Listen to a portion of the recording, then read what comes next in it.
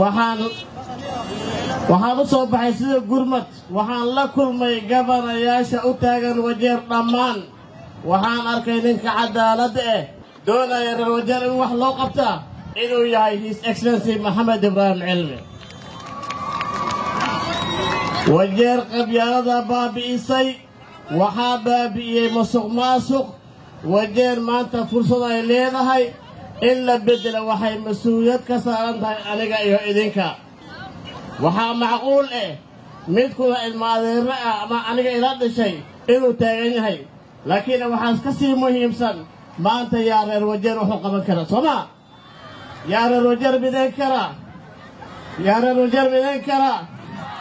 yaa reer wajeer bideen kara yaa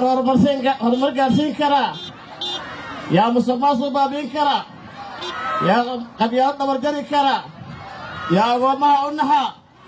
yaa diintooda joogsada aad baad u mahadsantihiin waxaan doonaynaa reer wajeer in la mideeyo horumar lagu mideeyo reer wajeer inay deriska leeysiiyaan macnaheedu waxay ka mid tahay inaan soo dhisna Maxamed Ibrahim Cilmi reer wajeer ninkii tusbax iyo tooba diida intuu aadaya adduunya akhir intuu aadaya tusbaxaan idin keenay calaamadayni waa tusbax manifestogayni waxaa gudbin doona governorka waxaan inka codsanaynaa taariikh 9 bishii 8 inaad kurihiinna siisaan annagana waxaan ballan qaadaynaa inaan idin helin reer wajeer daanahay ma ku heshiinay codka mana sinaysiin tusbax iyo asalaamu calaykum waxaan ku